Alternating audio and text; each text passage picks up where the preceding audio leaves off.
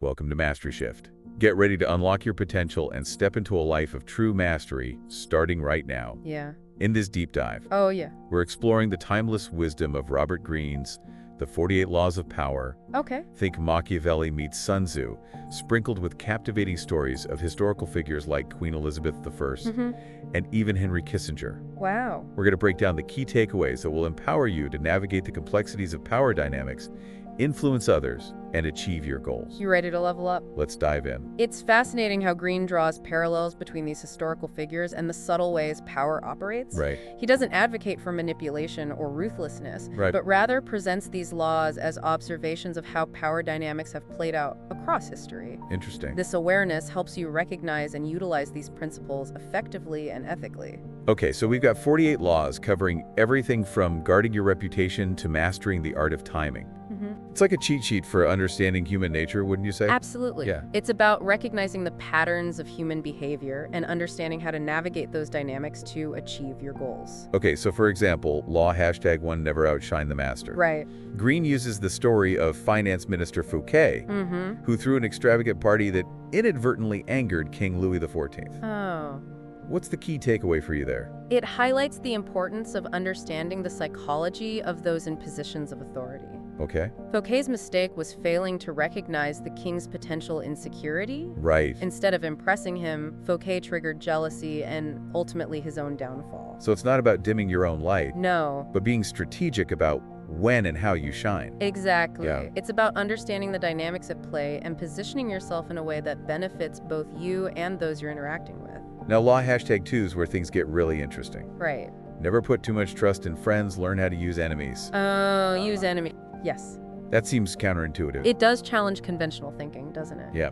But consider the story of Emperor Sung of China, Okay. who turned an enemy into a loyal ally through a display of strategic generosity. Oh, wow. This example shows us that sometimes forgiveness and strategic alliance can be more powerful than revenge or isolation. So instead of shunning or fearing your enemies, Right. you could actually turn their opposition into an advantage. Precisely. Wow. An enemy who feels indebted to you can become a surprisingly staunch supporter. That's interesting. It's about recognizing the potential in unexpected places. This is already making me rethink how I approach relationships. Oh, yeah. So how can you apply these principles to your own life as you're striving for personal mastery? These laws offer valuable insights for anyone looking to achieve their full potential. Okay. Take law #25, recreate yourself. Right. Greene uses the example of George Sand, a woman who defied societal norms to become a successful writer in 19th century France by adopting a male pen name.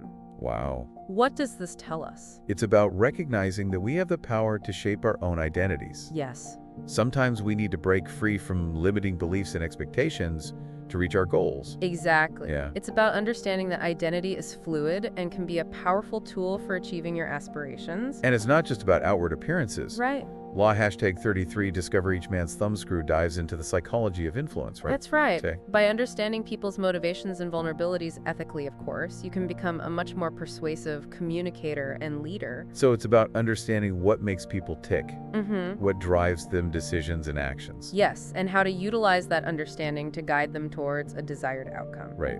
But it's crucial to remember that these laws are not a license to manipulate or exploit others. Okay. They are tools for self-awareness and understanding the dynamics of human interaction. So they're about wielding influence responsibly, not manipulating people for personal gain. Exactly. Right. It's about understanding the subtle forces at play in our interactions and using that knowledge to create win-win situations. This is mind-blowing. Yeah, I'm already seeing how these laws can be applied in so many different areas of life. absolutely. And we're just getting started. That's right. There's so much more to explore in the world of the 48 Laws of Power. Yeah, we'll come back to that. We've only just begun to unpack the wisdom of Robert Greene, and I bet your mind is already buzzing with ideas. Yeah. That's what Mastery Shift is all about, giving you the knowledge and tools to create lasting positive change. Absolutely. Don't forget to grab exclusive PDFs and resources at yourwebsite.com and connect with us on Instagram and Facebook at Mastery Shift. Yeah, we'd love to hear from you. We'll be back in a flash with more insights. See you then. Welcome back to Mastery Shift, where we're uncovering the secrets to wielding power with integrity. Yeah, we're diving deep into the 48 laws of power. Right. Exploring how these principles can be applied ethically in everyday situations. These laws aren't about manipulating others for personal gain, Right. but rather understanding the dynamics of human interaction and using that knowledge to create win-win scenarios. Exactly. Yeah. It's about leveling up in all areas of your life by understanding the rules of the game. Speaking of understanding the rules, let's dive into law, #14. Okay. Pose as a friend, work as a spy. Okay, that sounds a little sneaky at first glance. Yeah.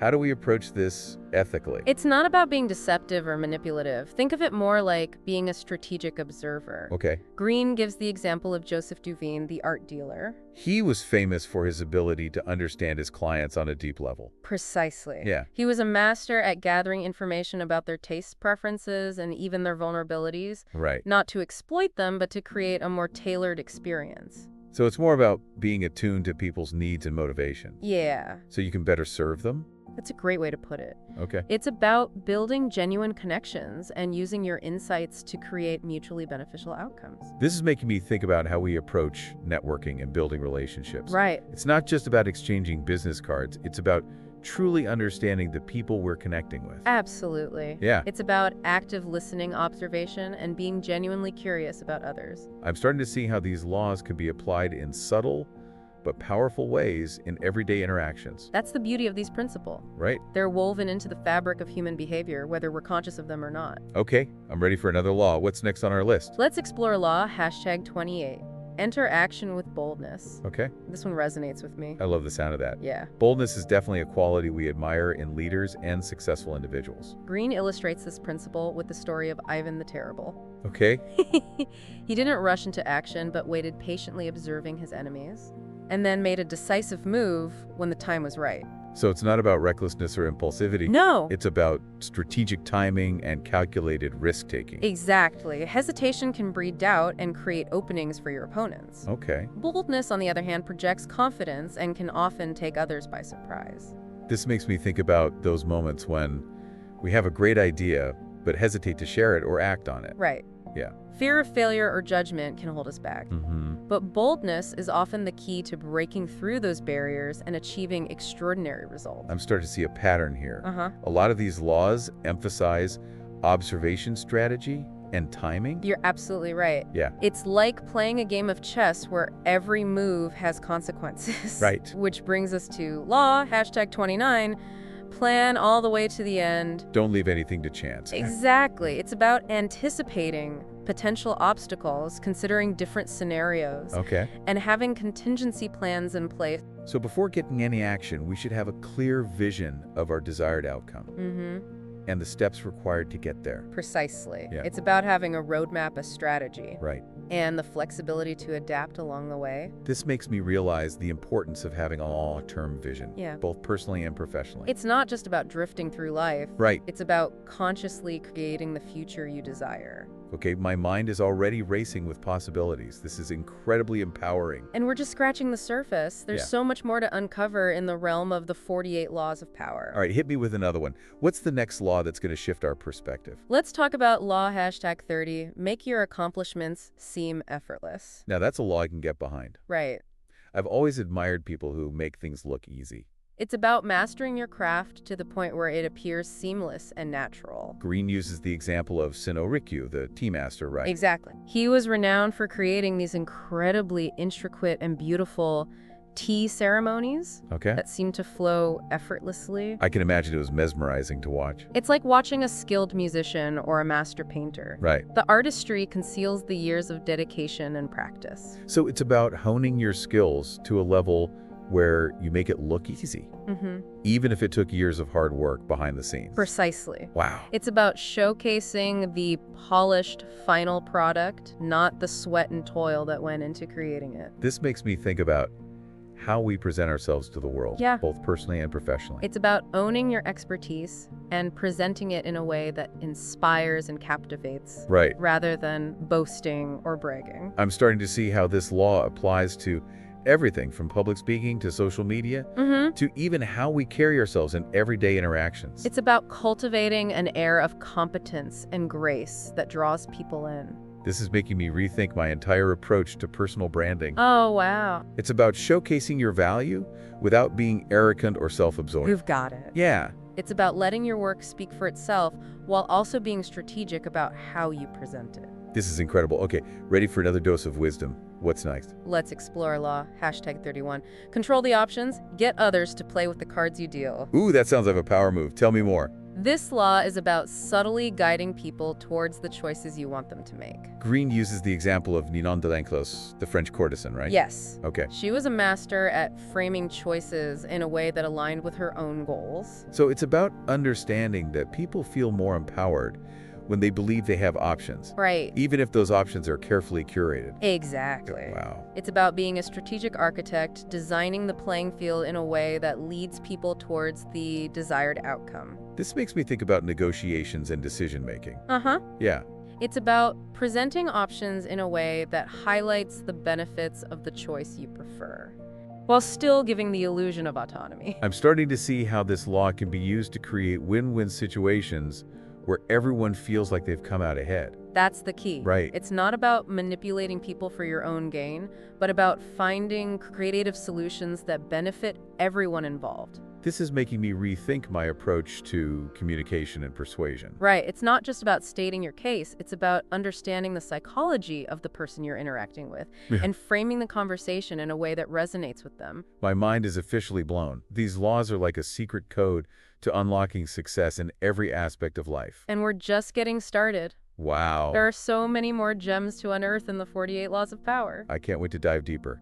But before we continue our exploration, we need to take a quick break. We'll be right back with more mind-blowing insights on Mastery Shift. Welcome back to Mastery Shift. We're wrapping up our deep dive into Robert Greene's The 48 Laws of Power, Yeah. equipping you with the knowledge to navigate the world with more confidence and influence. Okay. Remember, it's not about using these principles for manipulation or personal gain. Right. It's about understanding the dynamics of power and using that awareness ethically to achieve your goals. I see. These laws offer valuable insights into human behavior and can be applied to various aspects of life, from personal relationships to professional success. Okay, so let's continue our exploration with another intriguing law. Okay, What have you got for me? let's delve into law #6. Okay. Court attention at all cost.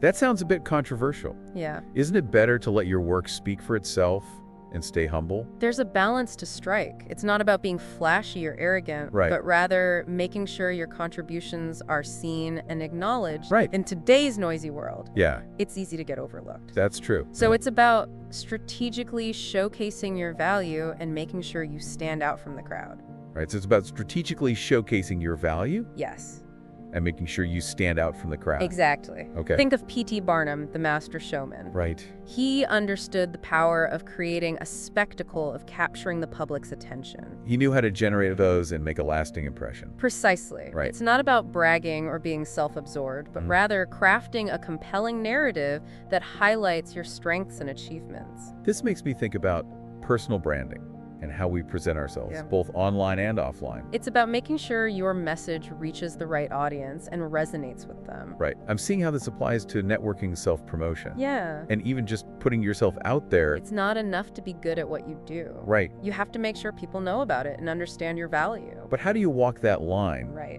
between self-promotion and coming across as arrogant or attention-seeking? The key is to focus on the value you bring, Okay. on how your work benefits others. Yeah. It's about leading with generosity and showcasing your expertise in a way that's helpful and informative. So it's about serving your audience Yeah. and showcasing your expertise in a way that genuinely helps them. Exactly. It's about creating a win-win situation where everyone benefits. This has been an incredible journey. It has. We've explored just a fraction of these 48 laws, Right. but I already feel like I have a new understanding of the dynamics of power. And remember, this is an ongoing exploration. Okay. The way we apply these principles will evolve as we grow and learn. Right, it's about continuous self-improvement Yeah. and using these insights to create positive change in our lives and the world around us. That's what Mastery Shift is all about, empowering you to step into your full potential and create the life you desire. Absolutely. We've only just scratched the surface of Robert Greene's The 48 Laws of Power. Right. But I hope this deep dive has sparked your curiosity